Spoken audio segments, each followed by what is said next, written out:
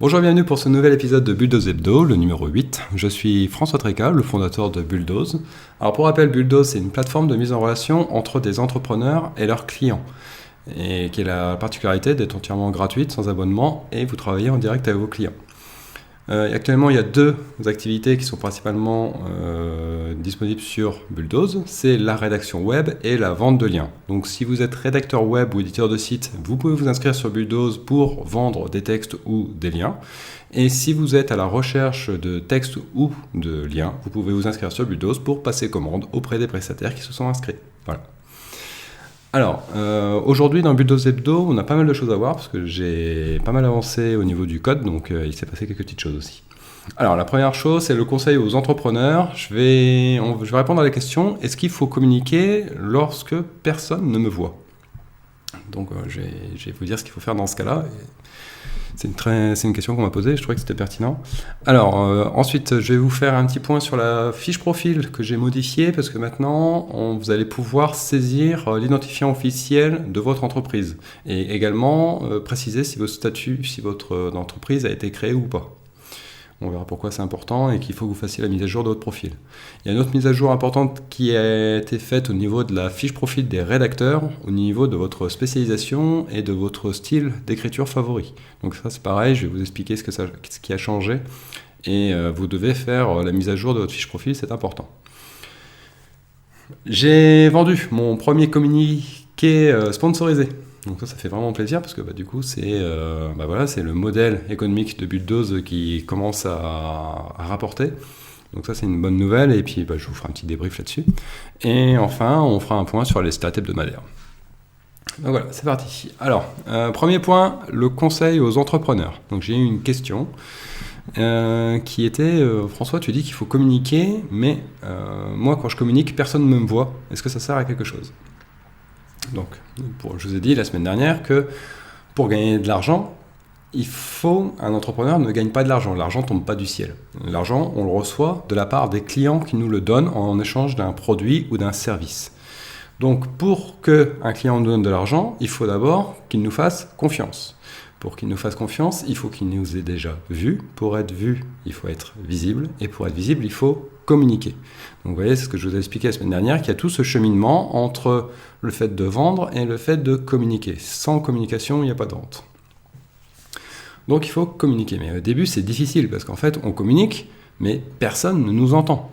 Alors déjà, qu'est-ce que ça veut dire communiquer ? Comment on peut communiquer ? Alors ça prend des formes très diverses. Il y a la communication, par exemple, vous pouvez rédiger un article de blog si vous avez un blog perso, ce que je vous recommande fortement. Vous pouvez publier des messages sur les réseaux sociaux, Twitter, LinkedIn, Facebook, etc. Tout ce que vous voulez. Les forums aussi. Vous pouvez faire des interviews ou donner des interviews. Vous pouvez faire des vidéos que vous mettrez sur YouTube ou sur différents réseaux sociaux. Vous pouvez acheter de la publicité sur Google, sur les réseaux sociaux, de la publicité papier, peu importe. Vous pouvez il y a aussi vous pouvez essayer d'être visible sur Google.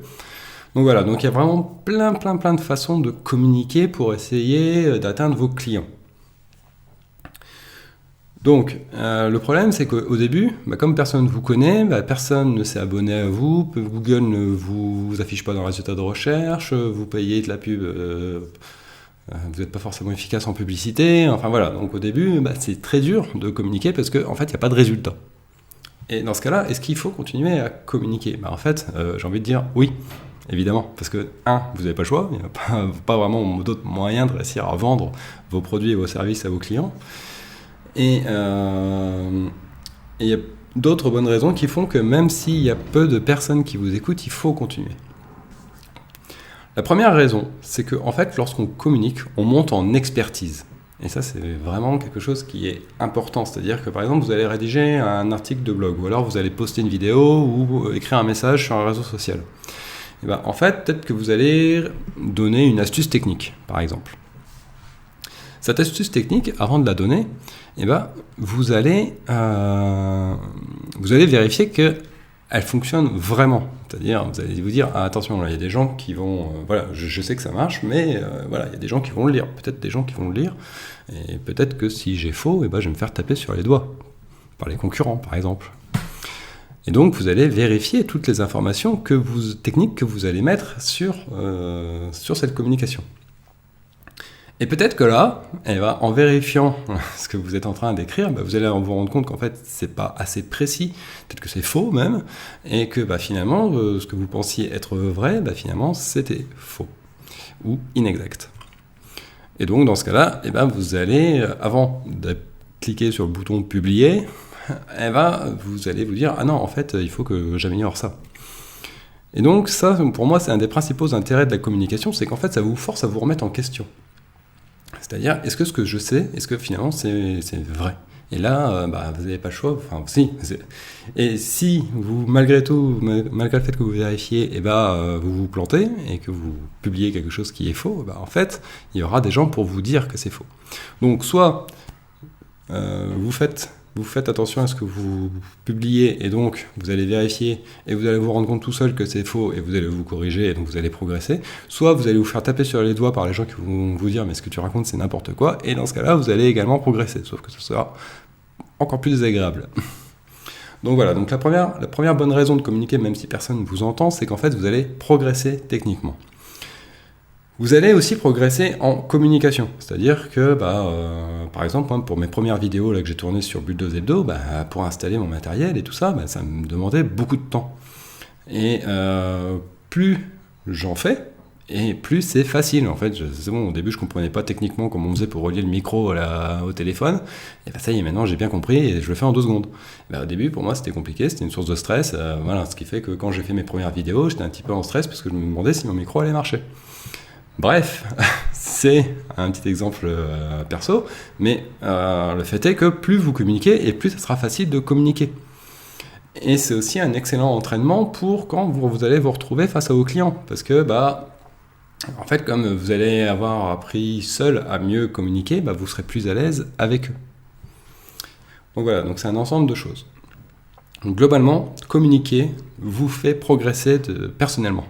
Et c'est quelque chose qui est important, et rien que pour ça, ça vaut le coup en fait. En communiquant régulièrement, vous allez également accumuler de l'autorité. Alors ça se voit très bien par exemple sur les réseaux sociaux. Admettons que vous êtes sur Twitter et vous lancez régulièrement des tweets. Personne ne répond, personne ne réagit, mais bon, vous les lancez quand même. Et en fait, votre compte est en train de prendre de la valeur, votre compte est en train de prendre du poids. C'est-à-dire que par exemple, moi je vois un tweet d'un compte que je connais pas, je jette un œil sur son profil, et je vois que en fait il a 0 abonnés et il a 2 tweets. Je me dis voilà, c'est nul, il y a rien en fait. Bon, maintenant je regarde un autre compte, il a toujours 0 abonnés, mais il a 25 tweets. Et en fait, je vais lui accorder un petit peu plus de crédit. Je vais dire tiens, il a fait quelque chose. Peut-être qu'il n'a pas d'abonnés, mais en tout cas, il a quelques tweets. Du coup, je vais regarder ses tweets, je vais regarder sa communication. Donc, vous voyez la différence entre les deux cas. D'un côté, avec seulement 2 communications, je me dis, c'est bon, il n'a rien fait, je m'en occupe même pas. Avec 25 tweets, là, je me dis, tiens, je vais regarder un petit peu ce qu'il a fait. Et ça change tout, en fait. Et donc, cette accumulation de communication, au fil du temps, ça va donner plus d'autorité à votre compte, à votre personne, finalement. C'est pour ça que moi je mets un numéro sur mes Bulldoze Hebdo. Parce que quand tu as déjà fait 8 Bulldoze Hebdo, ça vaut plus que quand tu n'en as fait qu'un seul. Donc cette accumulation-là, c'est important au fil du temps. Alors, le fait que personne ne regarde ce que vous faites, ne regarde votre communication, c'est aussi un signal du marché. Donc peut-être que si personne ne réagit à ce que vous faites, ça veut dire que votre produit ou votre service n'est pas intéressant et qu'en fait il vaut mieux l'abandonner. Peut-être aussi que ce que vous communiquez, ce sur quoi vous communiquez finalement n'intéresse personne ou alors que le format que vous utilisez n'est pas le bon ou vous n'êtes pas sur la bonne plateforme pour communiquer. Donc quoi qu'il se passe, quoi qu'il en soit, si personne ne voit votre communication, il faut que vous fassiez une remise en question. Et peut-être qu'en fait, il y a quelque chose qui ne va pas dans votre système. Et donc, dans ce cas-là, il va peut-être falloir arrêter, transformer, changer. En tout cas, il faut réfléchir. Et donc, cette information-là, l'échec, finalement. l'information de l'échec, eh ben, elle est importante pour pouvoir vous améliorer et changer. Alors attention, parce que des fois, on a l'impression que personne n'écoute votre communication. Mais en fait, c'est pas le cas. Il y a quand même des gens qui écoutent et qui ne réagissent pas à ce que vous mettez. Donc, je vais prendre un exemple très personnel. Hein. Hier, j'ai regardé une très bonne vidéo de Science Étonnante. Voilà, c'est une chaîne YouTube. Et comme d'habitude, lorsque je regarde une vidéo de Science Étonnante, j'ai pas réagi, j'ai pas mis de like, j'ai pas mis de commentaires en disant que c'était une très bonne vidéo, que je remercie que j'ai appris des trucs. Comme d'habitude, en fait, j'ai regardé la vidéo et après, je l'ai éteinte et puis je me suis barré. Mais en fait, ça veut pas dire que j'ai trouvé ça nul, c'est juste que j'ai fait comme tout le monde. Quand on prend un contenu, en général, on peut se dire qu'il est très bien. Peut-être même qu'on a été sur le profil de la personne, qu'on a regardé un petit peu plus ce qu'elle a fait, tout ça. Mais c'est pas pour ça qu'on va réagir. C'est pas pour ça qu'on va en parler. Et c'est ça qui est dur, en fait, pour ceux qui font du contenu. C'est que les gens, ils essaient de faire des choses bien. Et en fait, il y a personne qui réagit. On commence à se dire que c'est nul. Mais en fait, non, il se passe des choses dans la tête des gens. C'est pas parce qu'ils réagissent pas qu'il se passe pas des choses. Et ça, c'est un phénomène qui est un petit peu frustrant parce que c'est impossible à mesurer. Mais en fait, on s'en rend compte plus tard lorsqu'il y a des personnes qui disent « Ah oui, ça fait des années que je lis tous tes articles et puis ça y est, je te contacte. » Moi, quand je vois ça, alors je suis content. Mais le mec, j'ai envie de le claquer en lui disant « Mais purée, tu pouvais pas me mettre merci, c'est super quand t'as lu l'article. » Tu vois, ça m'aurait encouragé. Parce que plein de fois, je me suis dit, oh, putain, je mets un article et il n'y a personne qui le lit, c'est désespérant. Donc voilà, si vous aimez vraiment un contenu, n'hésitez pas à mettre des pouces et à réagir pour que celui qui crée le contenu soit un petit peu encouragé. L'air de rien, c'est important. Petit message subliminal, n'hésitez pas à mettre un like si vous avez aimé cette réflexion. Alors, un conseil, enfin, c'est pas un conseil d'ailleurs, c'est une obligation. Vous ne devez publier du contenu, communiquer, uniquement si vous êtes fier de ce que vous communiquez. Et ça, c'est important, parce que déjà, si vous pensez qu'un truc est moyen, il ne faut pas le publier, voilà, de base, parce que forcément, si déjà vous trouvez que c'est pas super, les gens qui vont regarder vont trouver ça encore plus nul. Et aussi, pour plus tard, si vous vous forcez à ne publier que des choses dont vous êtes fier, ça va vous donner un très très bon... comment dire ? Ça va vous permettre de calibrer, enfin de mesurer vos progrès. Par exemple, aujourd'hui, moi je suis très fier de la vidéo que je suis en train de faire. Vous voyez, je l'ai préparée depuis assez longtemps, voilà, enfin j'ai répété, j'ai fait plusieurs essais, voilà, je me dis, bon voilà, j'ai donné le maximum de ce que je suis capable de faire aujourd'hui. Peut-être que quand je vais la regarder dans 1 mois, 6 mois, 1 an, 10 ans, je vais la regarder cette vidéo, puis je vais me dire, mais François, tu faisais pitié, quoi, c'était nul. Et en fait, ça sera une très bonne nouvelle. J'espère que dans 1 an, je me dirai que cette vidéo est nulle, parce que ça voudra dire que j'ai progressé énormément. Donc plus je me dirai que mes vidéos que je fais aujourd'hui, dans quelques années, plus je me dirai qu'elles sont nulles, et en fait, plus j'aurai progressé. Et en fait, moi, ça m'est arrivé lorsque j'ai commencé mes premiers articles de blog. Bon, j'ai publié des articles de blog pendant plusieurs années. Et puis, au bout de 5 ans, j'ai fait une petite refonte. Et puis, je me suis dit, bon, tiens, je vais faire un peu le tri dans mes articles, parce qu'il me semble que mes premiers articles, ils n'étaient pas géniaux. Je les ai relus. Et là, j'étais catastrophé. Je me suis dit, mais c'est nul, quoi. Et en effet, c'était vraiment nul, quoi. Et pourtant, quand je les avais rédigés, ces articles-là, j'avais donné tout ce que j'avais, quoi. J'étais fier, j'avais passé des heures et des heures. Hein. Franchement, moi, quand je rédige un article, parfois, c'est plusieurs mois de réflexion et plusieurs heures d'écriture. Et en fait, le fait est que quand j'ai relu ces articles 5 ans plus tard, mais la première chose que j'ai fait, c'est que je les ai mis en brouillon pour qu'ils soient plus visibles sur le web, parce que ça me faisait honte. Mais quand je les avais rédigés, j'en étais fier. Donc voilà, alors, du coup, j'étais embêté pour mon moi du passé, mais en même temps, j'étais content d'avoir vu que j'avais progressé.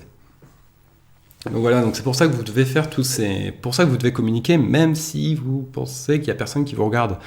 Parce que, pour tout ce que je viens d'énoncer. Il y a aussi autre chose, c'est que quand vous allez communiquer, en fait, vous allez communiquer sur votre communication. Je m'explique. Même s'il n'y a personne qui vous regarde. Donc par exemple, vous allez, je sais pas, on va mettre des photos sur Instagram. Allez. Et personne ne réagit. Mais vous êtes quand même fier de ce que vous avez fait. Vous vous souvenez qu'on ne doit publier du contenu que quand on en est fier. Et bien, en fait, vous allez peut-être le montrer, je sais pas moi, à votre voisine, ou à votre maman, ou à votre copain, enfin, peu importe, quoi. Vous allez le montrer à quelqu'un, vous allez dire « Ah, t'as vu, j'ai fait ça, c'est pas mal, hein !»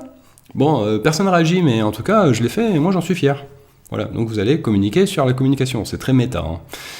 Et là, cette personne, qui a rien à voir avec, qui n'est pas un de vos futurs clients, donc a priori, c'est pas la cible, il va regarder ce que vous avez fait, et il va vous dire « Ah tiens, toi, tu fais comme ça, mais pourquoi tu fais pas ça ?» Parce que machin, et ben lui, il fait comme ça, et finalement, c'est plus sympa. Et là, c'est de l'information que cette personne est en train de vous donner de façon gratuite et complètement désintéressée. Vous faites juste remarquer, peut-être qu'il va vous ou alors il va vous poser des questions. Ah bon, mais alors cette photo-là, du coup, ça représente quoi? C'est quoi? Et là, il va vous poser des questions sur ce que vous faites. Et tout ça, c'est des informations qui sont importantes. Donc déjà, les remarques d'amélioration que vous pourriez faire, donc ça va vous aider à progresser. Et les questions qu'ils vous posent, et ben en fait, c'est des questions que les clients sont susceptibles de vous poser, ou que ceux qui arrivent dans votre domaine vont se poser. Et donc, ces questions-là, ça vaut le coup de les traiter pour vos prochaines communications, pour répondre à ces questions à lui. Bon voilà, donc, il faut toujours communiquer. De toute façon, il y a le processus, si vous voulez gagner de l'argent, eh ben, au début du processus, il faut communiquer. Ça, c'est obligatoire. Donc vous, même si vous avez l'impression que personne ne vous regarde, il faut communiquer pour progresser techniquement, progresser en communication, pour recueillir les avis et les questions de ceux qui ne sont pas directement concernés, mais à qui vous allez en parler. Le fait que personne ne vous regarde, ça peut être aussi un signal du marché qui va vous dire de vous remettre en question. Bref, même et aussi le fait de communiquer, eh ben ça vous permet d'accumuler de l'autorité. Donc voilà, donc c'est tout ça qui fait que même s'il n'y a pas beaucoup de réactions, même s'il n'y a pas beaucoup de vues sur votre communication, eh ben vous devez continuer. Donc allez, courage, faut avancer, faut continuer. Allez, deuxième point.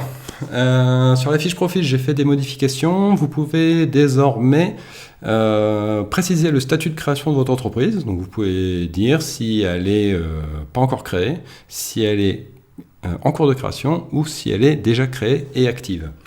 Et si vous mettez que votre entreprise est déjà créée et active, vous pourrez saisir l'identifiant officiel qui vous a été remis par l'administration. Donc par exemple en France, c'est le SIREN.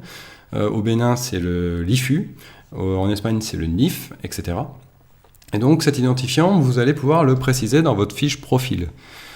Donc, c'est une information qui est importante pour vos clients parce que ils ont besoin de s'assurer que votre entreprise existe et que donc vous avez le droit de facturer.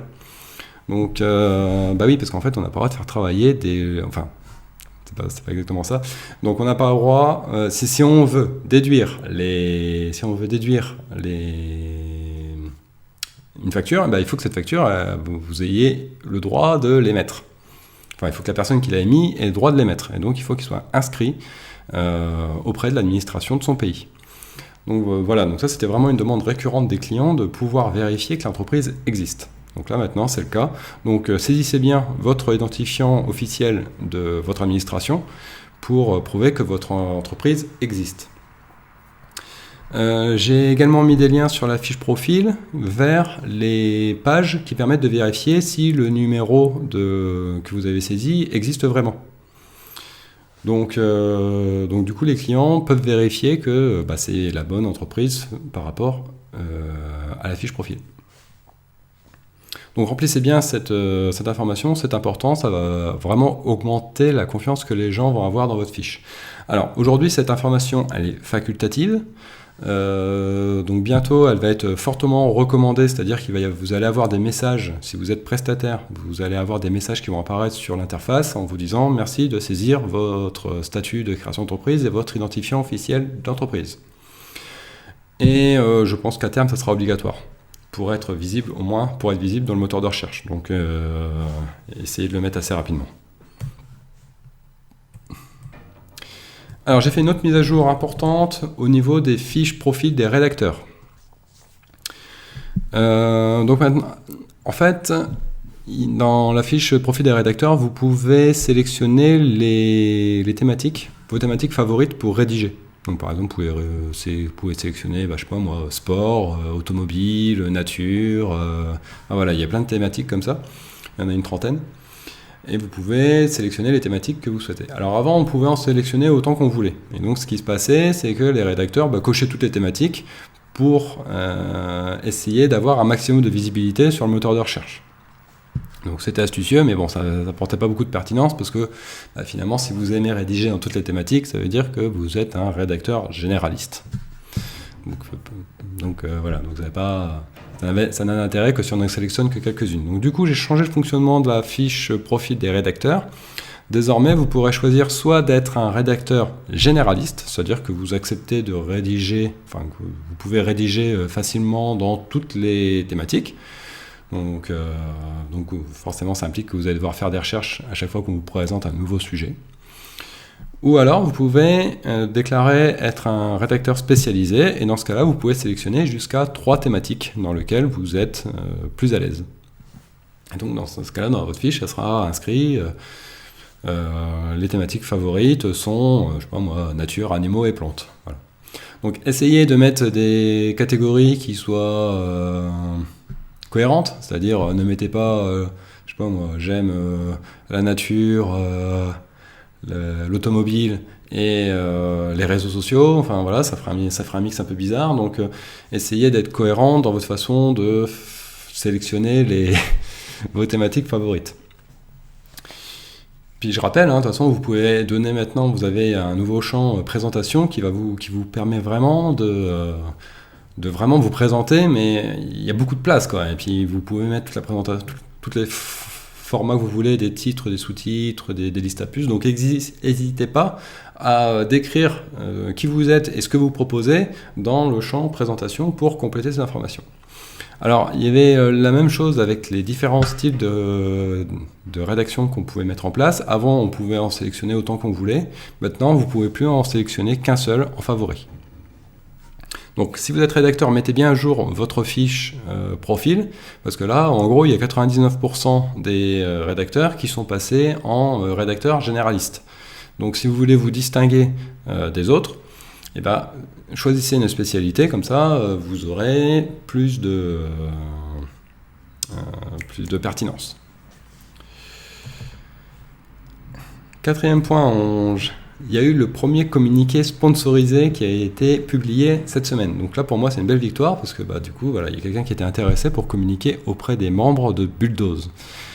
Donc, en l'occurrence, c'est un directeur d'agence de communication qui avait besoin d'un nouveau rédacteur français. Et donc, il a demandé à faire un communiqué pour envoyer son offre d'emploi au rédacteur français. Donc là, il était satisfait parce qu'en fait, grâce à cette opération de communication, il a trouvé une rédactrice qui convenait. Donc voilà, c'est réussi. Alors moi, j'étais un petit peu moins satisfait parce qu'en fait, il y a eu très très peu de vues de ce communiqué parce qu'il n'y avait que les rédacteurs français qui pouvaient le voir.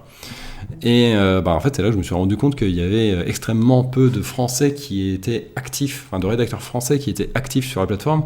Et ça, c'est vraiment dommage. Donc, alors le fait est que jusqu'à récemment, pendant 4 ans, en fait, le seul moyen vraiment de se distinguer des autres sur Bulldoze, c'était le prix. Il n'y avait pas vraiment d'autre façon de se faire repérer. Et du coup, en fait, les rédacteurs français n'avaient aucune chance face aux rédacteurs des autres pays dans lesquels le niveau de vie est beaucoup plus bas. J'en ai parlé, j'ai fait une vidéo à ce sujet-là sur une autre vidéo, sur le niveau de tarif. Or, aujourd'hui, c'est plus le cas. Maintenant, grâce aux dernières modifications que j'ai faites sur la fiche profil, les rédacteurs français peuvent se distinguer des autres, tous les rédacteurs d'ailleurs, peuvent se distinguer les uns des autres en vraiment présentant des spécialités, des spécificités, des choses qui vont vous rendre unique. Et donc, si vous êtes unique, vous pouvez demander un tarif plus haut parce que vous répondez à une demande précise. Donc là, maintenant, Bulldoze, c'est plus comme avant. Donc c'était vraiment la course à celui qui ferait le prix le plus bas. Maintenant, Bulldoze, c'est plutôt celui qui sera le plus spécialisé. Donc voilà, donc du coup, si vous êtes français et que votre tarif est beaucoup plus élevé que les rédacteurs des autres pays, eh ben, n'hésitez pas à mettre en avant vos spécialisations, vos spécificités qui vous rendent unique par rapport à la masse de rédacteurs qui sont disponibles sur Bulldoze. Et si votre profil est suffisamment unique, eh ben, vous allez pouvoir tirer votre épingle du jeu en demandant un petit peu plus. Alors vous allez viser une clientèle beaucoup plus nichée, mais vous allez pouvoir gagner plus. Donc voilà, donc spécialisez-vous si vous souhaitez trouver des clients sur Bulldoze et vivre bien de votre métier. On va faire finaliser par les statistiques de la semaine. Donc cette semaine, il y a eu 114 commandes de rédaction de texte qui ont été faites par 21 clients auprès de 21 prestataires pour un chiffre d'affaires de 953 €. Il y a une location d'un lien de la part d'un client pour un prestataire, c'est moi, pour un chiffre d'affaires de 24 €. Et il y a eu 2 articles sponsorisés qui ont été achetés par 2 clients auprès de 2 prestataires pour un chiffre d'affaires de 59 €. Donc il y a actuellement 1900 sites dans le catalogue qui appartiennent à 121 éditeurs différents et il y a 13 sites qui ont été ajoutés au catalogue cette semaine par 4 éditeurs.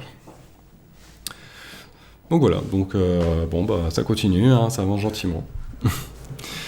Donc je vous remercie de m'avoir écouté, j'espère que ça vous a plu. Surtout n'hésitez pas à réagir à tout ce que j'ai dit. Si cette vidéo vous intéressait, mettez juste un super merci dans les commentaires, ça me ferait plaisir.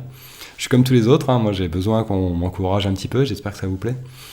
Et si vous avez des questions ou des questions sur l'entrepreneuriat ou sur Bulldoze, n'hésitez pas à me les poser en commentaire ou en privé, je vous répondrai avec plaisir. Voilà, je vous remercie de votre attention et puis je vous dis à plus, salut!